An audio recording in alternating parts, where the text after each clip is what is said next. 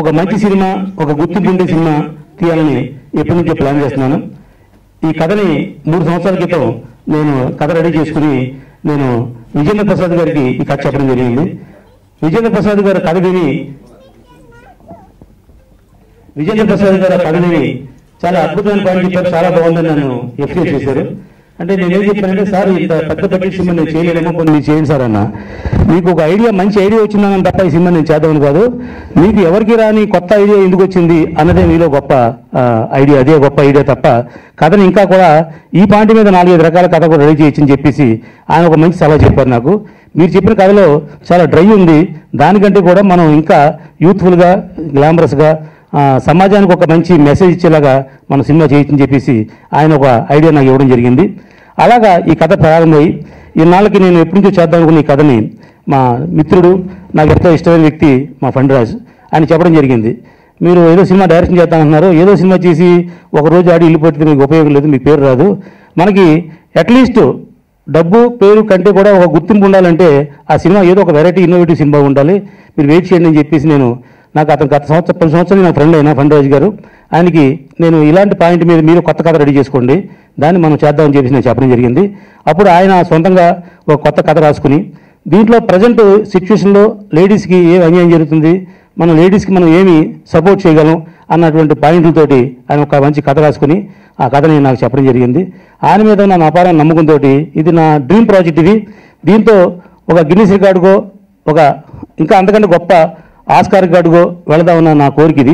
ఆ కోరిక ఈనాళ్ళకి మా మిత్రుడు ఫండ్రాజ్ గారి ద్వారా నాకు ఈ కోరిక తిరుగుతుంది. ఎందుకంటే అతను కూడా చాలా మంచి సెన్సిటివ్ పర్సన్, చాలా బాగా తీయడం కోసం దానికి నుంచి సుమారు 1 సంవత్సరం నుంచి రకరకాలుగా ప్రయత్నాలు చేసి రకరకాలుగా కథను రెడీ చేసుకుని డిస్కస్ చేసి ఆ సినిమాని ఈవేళ మీ ముందుంచడానికి ప్రయత్నం చేస్తున్నాడు. దీన్ని నేను చెప్పా, మనం సినిమా తీసిన తర్వాత జనరల్గా నేను ఎప్పుడు ఓపెనింగ్ అనేది పెట్టనండి. ఎందుకంటే నేను ఇలా చేస్తాను అలా చేస్తానని ఓపెన్తో చెప్పడం కంటే నేను ఇలా తీశాను అని ఒక ట్రైలర్ చూపించడం అనేది నా అలవాటు. ఆ విధంగా నేను చేద్దామనుకున్నాను. అయితే ఇది ఒక ఇన్నోవేటివ్ సినిమా కాబట్టి ముందుగా మా అంబికా కృష్ణ గారు కొత్తగా టీవీ అండ్ ఎఫ్డీసీకి చైర్మన్ అయ్యారు. ఆయనతోటి ఫస్ట్ ఫంక్షన్ నేనే చేయాలి అనే ఉద్దేశంతో ఆయన వేళ ఈ ఫంక్షన్కి ఆయన ముఖ్య అతిథిగా పిలిచాం. యాక్చువల్గా ఈ సినిమాని నేను మా జీవితక్ గారు, విజయనగరం గారు అండ్ ఇలా ఒక ప్రముఖ దర్శకులు ముగ్గురితోటి చేయిందాం, ఓపెనింగ్ చేద్దాం అని నేను ఎప్పుడో డ్రీమ్గా అనుకున్నాను. కానీ ఈవేళ మా కృష్ణ గారు మాకు ఎంతో కావాల్సిన ఆయన, మా వెల్విషర్, నా శ్రేయోభిలాషి, ఎప్పుడూ నన్ను ప్రోత్సహించే వ్యక్తి. ఆయన్ని ఫస్ట్ టైం నేను గౌరవించుకొని ఉద్దేశంతో ఈవేళ ఈ ఓపెనింగ్ పెడతాం జరిగింది. 25 ఏళ్ల నా కళను నిజం చేస్తున్న మిత్రుడు తుమ్మలపల్లి రామ సత్యనారాయణ గారికి మనసా వాచ కర్మణ కృతజ్ఞతలు తెలియజేసుకుంటున్నాను. ఇక నేను ఆంధ్ర యూనివర్సిటీలో 3 ఏళ్ళు డైరెక్షన్ యాక్టింగ్ కోర్స్ చేసిన తర్వాత ఫారెన్లో పనిచేసిన తర్వాత సిట్ ఫీల్డ్ గారి దగ్గర మా స్క్రిప్ట్ రైటింగ్లో, స్క్రీన్ ప్లే రైటింగ్లోను వర్క్షాప్ చేసిన తర్వాత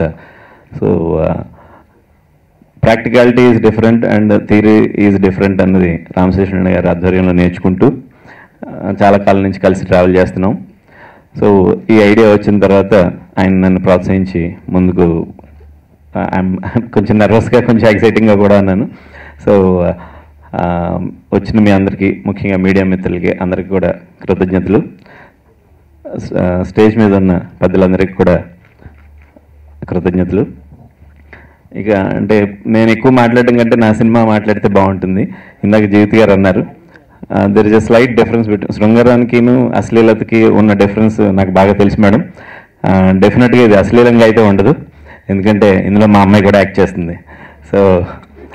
దట్ ఐ కెన్ అష్యూర్. ఇక సినిమా విషయానికి వస్తే బటర్ఫ్లైస్ని మీరు అందరూ మంచి విజయవంతం చేస్తారని అనుకుంటూ, ఇక ఈ సినిమా గురించి, ఇది 75 సంవత్సరాల తెలుగు సినీ చరిత్రలో మొట్టమొదటిసారి అందరూ ఆడవాళ్ళతో, ఆ మాటకు వస్తే సౌత్ ఇండియాలో, ఇంకా గట్టిగా చెప్పాలంటే అసలు భారతదేశంలోనే మొదటిసారి ప్రయత్నం ఉండేది. ఇప్పటివరకు ఎవరు చేయలేదు ఈ ప్రయత్నాన్ని. బహుశా ఇంతమంది స్టాల్ వర్డ్స్ ఉండి కూడా బహుశా నా కోసం వదిలేశారేమో ఈ ఒక్కదాన్ని. Let us hope for the best. Thank you so much. యాక్చువల్గా రామ్ సత్యనారాయణ గారు చెప్పినట్టు ఫస్ట్ అక్క ఇలాగా అని చెప్పంగానే సరే చెప్పడం బాగానే ఉంటుంది, అది ఫైనల్గా రిజల్ట్ ఎలా ఉంటుందో ఆలోచించుకొని నన్ను పిలవండి, రేపు అది ఏమాత్రం సరిగ్గా లేకపోతే చాలా సీరియస్గా ఉంటాను నేను. అది నాతో ఓపెన్ చేయించి ఒక సినిమాని ఆడవాళ్ళని మొత్తం సినిమా మొత్తం విమెన్తో చేస్తున్నాము, ఇది విమెన్ అప్లిఫ్ట్మెంట్ గురించి ఆడవాళ్ళ గౌరవాన్ని పెంచడానికని ఇన్ని మాటలు చెప్పిన తర్వాత అందులో ఏమాత్రం తేడా వచ్చినా నేను ఊరుకోను అన్న. లేదక్క నేను చాలా కాన్ఫిడెంట్, మీరు ధైర్యంగా మిమ్మల్ని పిలుస్తున్నాను, మీరు రండి అన్నారు. ఇంతకుముందు డైరెక్టర్ గారు కూడా చెప్పినట్టుగా రొమాన్స్ లవ్ లేనిది లైఫ్ లేదు. But at the same time ఆయన అన్నట్టుగా అబ్సీనిటీ వల్గారిటీ అవసరం లేదు. అబ్సీనిటీ వల్గారిటీ లేకుండా శృంగారాన్ని చూపించవచ్చు. విమెన్ని అందంగా చూపిస్తూ కూడా శృంగారంగా చూపించవచ్చు. సో బేసికల్గా థిన్ లైన్ని చాలామంది మర్చిపోతున్నారు. సో ఇవాళ ఎవరు చూసినా వేలెత్తి చూపించే విధంగా హీరోయిన్స్ ఇట్లా డ్రెస్సులు వేసుకుంటున్నారు, లేకపోతే పాటల్లో అట్లా ఉంటున్నాయి. ఈవెన్ మాకు సెన్సార్లో కూడా ఇవి కట్ చేయాలి, ఇలాగ ఇంత మేము పోరాడాల్సి వస్తుంది. ఒక సినిమాని సర్టిఫై చేసే ముందు అంటే తీసేటప్పుడే కొంచెం ఆలోచించి ఆడవాళ్ళని గౌరవం అంటే ఆడది లేని ఇల్లు లేదు, ఆడది లేని ప్రపంచం లేదు, ఈ సృష్టి ఆడది లేకుండా లేదు. సో బేసికల్గా ఫస్ట్ స్త్రీ అన్నప్పుడు ఒక రెస్పెక్ట్ఫుల్గా ఆలోచిస్తే డెఫినెట్గా మనము స్త్రీని అగౌరవపరచలేం, లేకపోతే ఇంకొకరు వేలెత్తి చూపించే విధంగా స్త్రీ కనబడదు ఎక్కడన్నా, ఏ ఫీల్డ్ అవనివ్వండి, ఏ ప్రొఫెషన్ అవనివ్వండి, ఏ ప్లాట్ఫామ్ అవనివ్వండి. అదేవిధంగా నేను ఆడవాళ్ళకి కూడా చెప్పదలుచుకుంటున్నాను, మన మర్యాదని మన గౌరవాన్ని కాపాడుకోగలిగింది మనమే. ఫస్ట్ మన చేతుల్లో ఉంది. బయటికి వెళ్తే ప్రతి ఒక్కరు మనల్ని చూసి భయపడే విధంగా, మనల్ని గౌరవించే విధంగా, మనల్ని మర్యాదించే విధంగా మనల్ని మనం తీర్చిదిద్దుకోవాలి. మన నడవడికి అలా ఉండాలి. అలాంటప్పుడు ఎదుటివాడికి అవకాశం చాలా తక్కువ ఉంటుంది మనల్ని అవమానించడానికి. ఏదేమైనా ఈ అటెంప్ట్ చాలా చాలా గొప్ప అటెంప్ట్.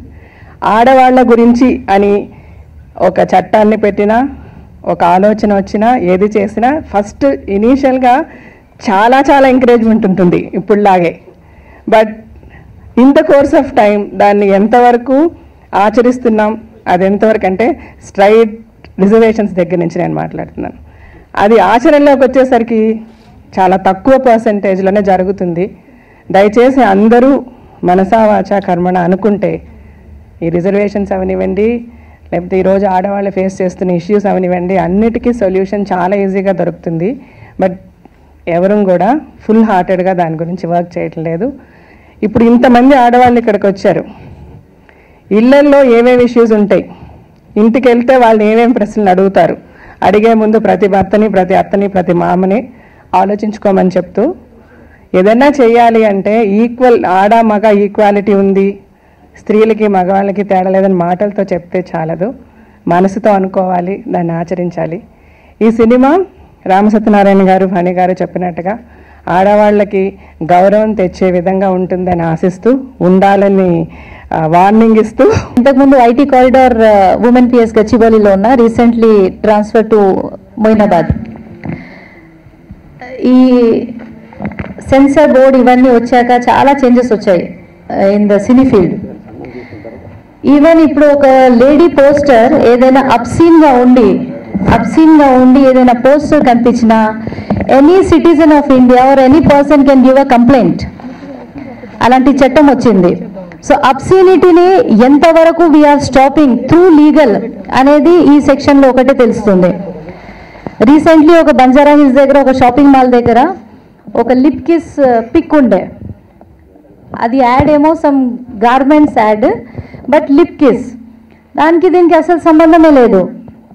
సో ఇమీడియట్లీ ఆ షాపింగ్ మాల్ ఎవరైతే ఇన్ఛార్జ్ ఉన్నారో వీ కాల్ దెమ్, అదని చెప్పాము, ఇన్ కేస్ మీరు తీయలేదనుకోండి ఇది obscene pic, this is not at all related to any garment ads. ఒకవేళ if you go on putting like this a case will be booked against you అనగానే he removed that poster. So చట్టంలో ఇలాంటి changes వచ్చి we are giving much importance to good things.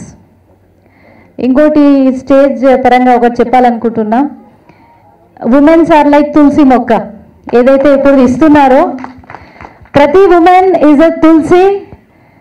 అది ఎక్కడ ఉన్న ఎంత గడ్డి ఎక్కడ చెత్త ఏదో వచ్చినా it will not lose its preciousness or identity, పవిత్రత, ఆ స్మెల్ పోదు. సో అలాగే ఎంతమంది ఏ బురద చల్లినా women are women like tulsi. Okay, so I say all the best to you, sir, and hope me movie successful kavali with a message to the public. చాలా సంతోషంగా ఉంది that I'm in this platform and ఇది internationally వచ్చే movie, ఎందుకంటే యూఎస్లో చాలా పెద్ద ఎత్తున it's going to be promoted. It's going to be internationally acclaimed movie. ఇది యూఎస్ఏలో especially is going to be like a very big hit and promoted in a very different way. So thank you again for Fanraj garu for trusting in me. Thank you. Films పెద్దగా చేయను. I feel more comfortable in my television. కానీ ఫన్రాజ్ గారు he is a family friend. For me he is not a director, he is everything later. First చెప్పాలంటే he is a family friend. So when he call me ఇలాగ అనుకుంటున్నాను అని అన్నప్పుడు నేనే అన్నాను అనమాట, మీకు ఓకే అయితే నేను చేస్తాను, I don't mind doing it అని. He was so sweet. He wanted me also to be a part of this prestigious project. Thank you so much, Fanraj garu, for giving me this opportunity. గౌరవనీయులు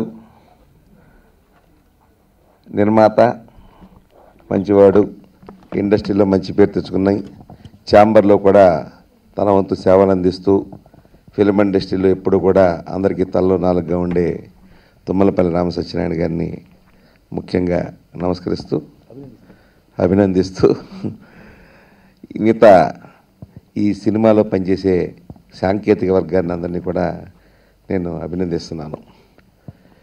మొత్తం అంతా కూడా ఇది ladies cinema అని చెప్పారు.